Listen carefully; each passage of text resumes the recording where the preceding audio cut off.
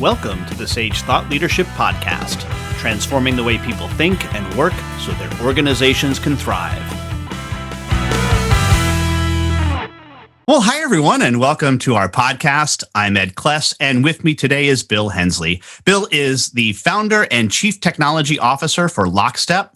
Lockstep is helping companies go digital with a new solution called Connected Accounting. Bill has over 30 years of experience in the software industry, and as a founder of E2B Technologies, a valued Sage partner and development software solutions for accounting departments. Welcome to the Sage Thought Leadership Podcast, Bill Henslee. Thanks, Ed. Great to be here. So first off, Bill, why do you do what you do? I guess I like solving problems. And so with a background of computer science, it's using technology to do it. And so, it's something that I've always enjoyed. It's almost like, how the saying is, if you do something you love, then you never work a day in your life. Well, literally solving problems using technology is kind of, that's it for me, so yeah. And to that end, why are you passionate about AR automation? Well, there's a personal story there. I actually suffered through it. So over the years, I went through a period where I had a startup business. I actually had sold my business, and I went out and started a new business, and it was like a 3-man show. I did all the accounting. I had a part-time person that was doing some of the collections around AR, and I just looked at this process of it and found that it was really, it was inefficient. There was no real method to it. It was just like dialing for dollars, and I saw a need, and that's really how it all got started. Quite frankly, as I said, geez, there's got to be a better way. Started looking to see if there's actually add-on software out there, which there really wasn't. That's how I got into it. And what did it help? What did it change about the way, especially in your particular practice, your personal story? What changed? Well, actually, specifically there was no methodology to it. So what would happen is that our receptionist at the time would actually just start calling people on the AR aging list, and it was like dialing for dollars. And she would then create an Excel spreadsheet, would have notes in it, so they would communicate with me or whoever in the company about why the reasons maybe somebody wasn't paying. And they would do this like once a week.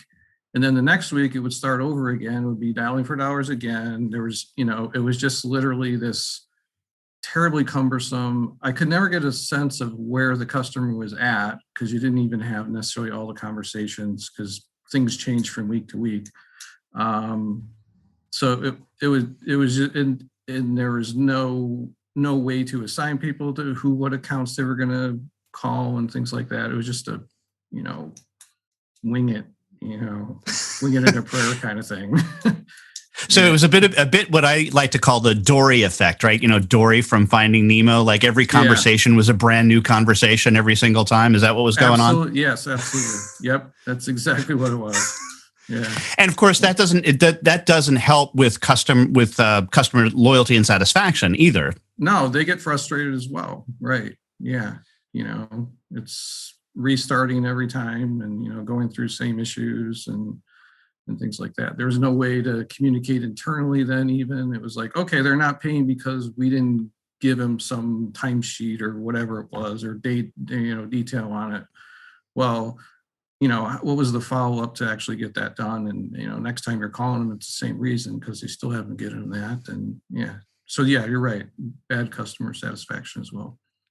So, which is interesting, right? 'Cause in a sense, you could say that AR automation can actually, it sounds almost counterintuitive, but it would improve customer satisfaction and loyalty with you trying to get paid, which Absolutely. seems a little bit weird, but. Yes, it is. Yeah. I mean, customers ultimately want to pay.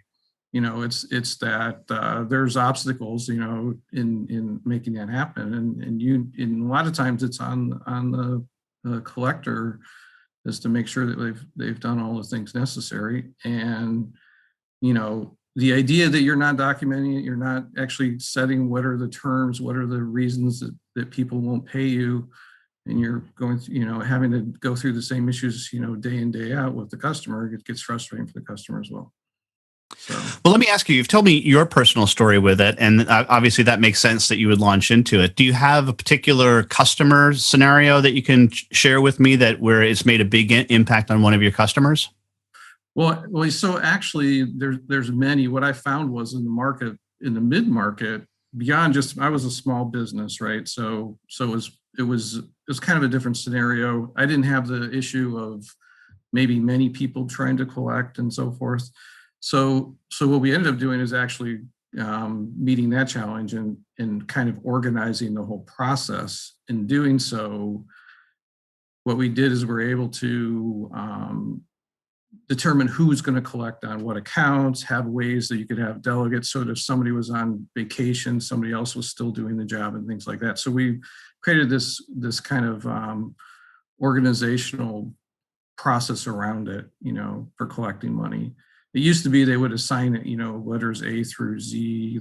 Somebody take A through S and so forth, and that's how they would do it. We actually had ways that we could assign customers and make people responsible for collecting. So we had a customer that actually, had DSO, which is days sales outstanding. It's a term that's used in AR. We had a customer that went from, literally 200 days DSO to like 40 days DSO. And that was just simply by using some of the automation that we've included with it as well. So we do all the outreach as well, so that collectors are actually spending their time doing, meaningful tasks. They're not actually having to send out all the emails and all that to their customers. And so in this particular business, it was a small segment. It was a multi-million-dollar company, but it was a smaller part of their business. It was their kind of casual customers that are less important ones. Lots of transactions, less value, but they didn't commit the resources from a collection standpoint to be doing all the outreach. And so our automation actually helped provide that outreach where it didn't take manpower to do it. And literally all they hired no new people.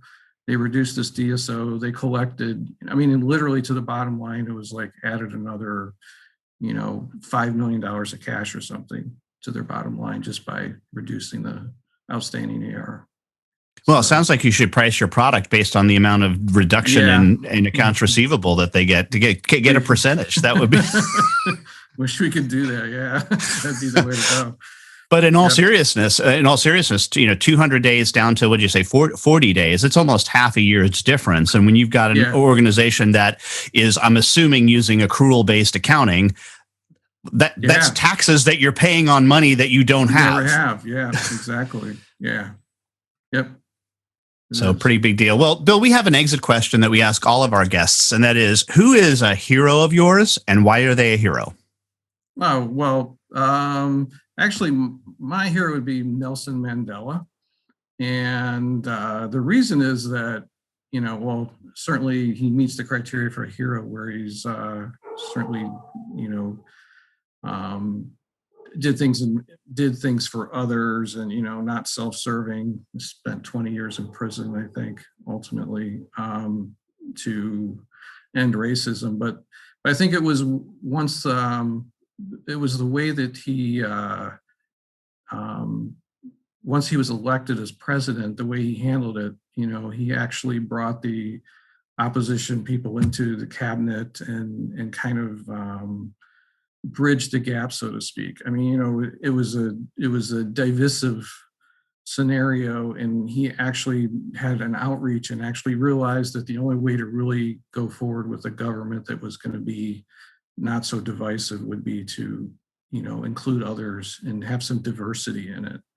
And so that was I felt was like pretty remarkable in the way he had that vision of rebuilding this country, So. Great. And lastly, Bill, how can somebody contact you? You can reach out to me at B Henslee, HENSLEE, at lockstep.io. All right. Bill Henslee, founder and chief technology officer at Lockstep. Thanks so much for being a guest on the Sage Thought Leadership Podcast. Thank you, Ed. Review and subscribe by searching your podcast player of choice for Sage Thought Leadership Podcast.